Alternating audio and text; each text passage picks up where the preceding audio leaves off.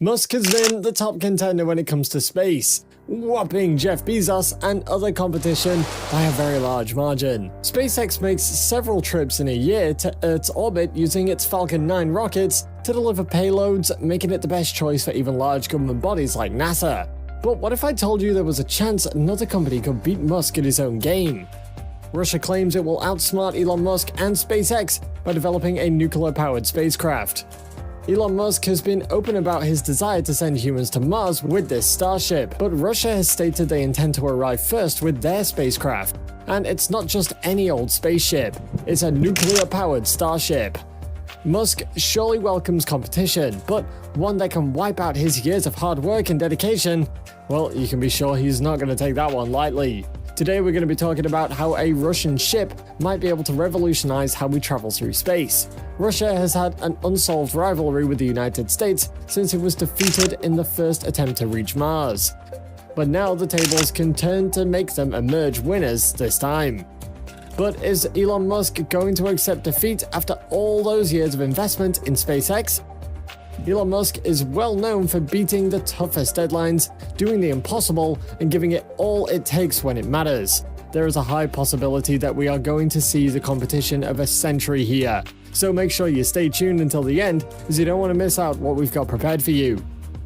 Before we start, if you like this type of content, hit that like button, subscribe, and turn on notifications so you're all aware of the trending Elon Musk news. So, Russia is always driven by an unending desire of trying to prove its superiority in technology and resources. And if Russia has anything to say about reusable spacecraft, SpaceX and Elon Musk won't be leading the reusable rocket race for long. It was recently unveiled that for nearly a decade, Russian engineers have been working on a reusable rocket solution. But why does Russia even want to get to Mars in the first place? Well, it's unclear why the country began to promote its efforts to establish a base on the moon or send humans to Mars in recent years. It's probable that watching an American business like SpaceX design and produce spectacular rockets reminded Russia of the space race. It could also be motivated by financial considerations, as possessing the technology to travel to Mars would be pretty remarkable and attract a lot of funding. Perhaps it's just a matter of pride. Russia still recalls how the United States defeated the Soviet Union to the moon, and having a private American firm reach Mars first would be a figurative slap in the face. Russia wants to fly to Mars for whatever reason, and it plans to use cutting-edge technology to push its rockets to the Red Planet using nuclear energy. Now, this kind of power is not used in any normal rockets, including SpaceX rockets. The propellant used by SpaceX rockets is a blend of methane and oxygen. Before SpaceX, many rockets utilized kerosene or a kerosene blend, and SpaceX used kerosene until methane rockets were produced back in 2007. Some spacecrafts have utilized hydrogen in the past, but SpaceX's methane rockets have performed well and appear to be the greatest fuel option for the company's future space missions. It's useful since it's used to refuel spaceships. Entering Earth's orbit uses around half of the energy consumed traveling elsewhere in the solar system, such as to the moon or Mars. If a SpaceX spaceship can be refueled while in orbit, then it can theoretically travel everywhere in the solar system if given enough time.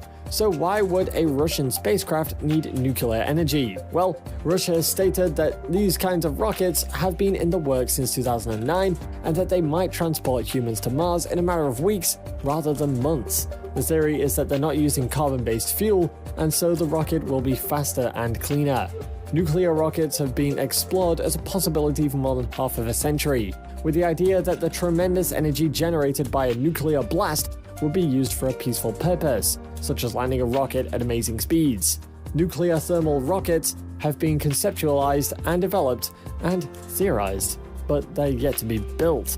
Thermonuclear rocket bombs were mass-produced in the thousands. They were the main focus of the Cold War between the US and the Soviet Union, and many intercontinental rockets were built with nuclear payloads capable of wiping out Earth's life 100 times over. However, there were nuclear payloads, not nuclear-powered rockets, with no intention of killing the globe. While nuclear-powered rockets have always been a possibility, Russia's return to them has got the feeling of everything old being new again. Roscosmos, Russia's space agency, announced in May that it intends to launch a nuclear-powered space tug to Jupiter in 2030. According to the state-owned agency, the mission of the uncrewed transport and energy module dubbed Zeus will last about 15 months with the cooperation of the Russian Academy of Space Science. The ballistics and payload of this mission are currently being calculated. It's yet another announcement by the Russian Space Agency of an ambitious deep space mission, adding to an already jam-packed schedule between now and the end of the decade, according to Shinko Roscosmos, Executive Director for Long-Term Programs in Science. The country hopes to have its orbital space station operational by the end of the year, as well as to be able to land on the moon's south pole. A 500-gigawatt nuclear reactor will power the space hub, which is going to weigh about 22 tons. Plushenko detailed Zeus's ambitious journey during his remarks, saying that the spacecraft will first stop at the moon, releasing a spacecraft that will then travel to Venus. After that, that craft will then use Venus as a gravity assist to deliver cargo. A nuclear-powered spaceship might substantially reduce the time it takes astronauts to travel into outer space and the rocket due to its fully autonomous state, and it will then travel beyond, meaning Jupiter Voyage due to its distance will be unmanned.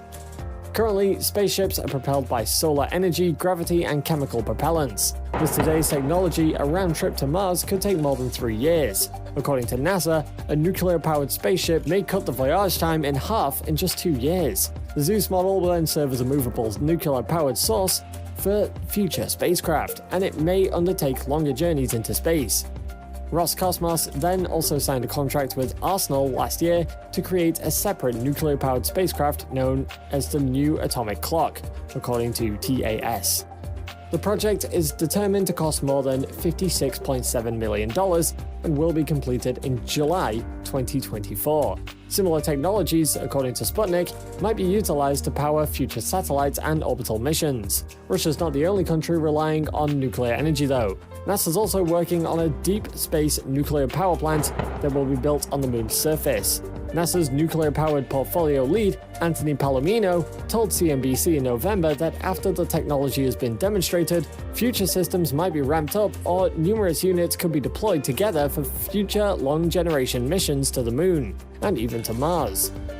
Palomino also mentioned that being able to generate enormous amounts of electrical power on planetary surfaces using a fission surface power system would allow for large-scale exploration, the development of human outposts, and the use of in-situ resources. It would be extremely spectacular if Russia could make this function in a safe manner. Both Russia and the US are betting heavily on nuclear space travel. But nuclear fission reactors do have the potential to not only give power to future outposts, but also allow humans to traverse longer distances inside the solar system in less time.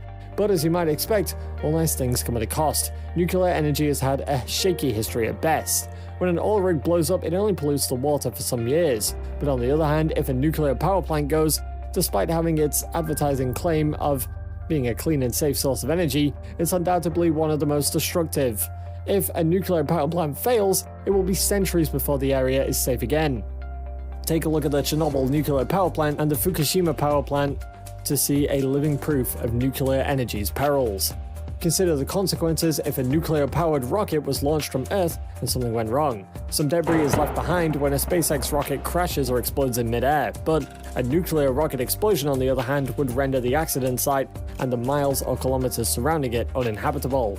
What if a nuclear-powered rocket launches successfully but encounters difficulty, causing it to tumble from the sky before reaching orbit and then collide with the planet? The result could be a radioactive crater on the Earth's surface. After all, a nuclear-powered rocket malfunctioning and exploding in a city like New York would be an unfathomable calamity. But if done successfully, it would be the beginning of a new era for spacecrafts. Don't forget the Raptor engines are currently in use by SpaceX, and they're Russian-made. They've demonstrated the innovation and invention required in the past year, and now want to prove that they're still ahead of the game. So, do you think it's a smart idea to build a nuclear-powered rocket?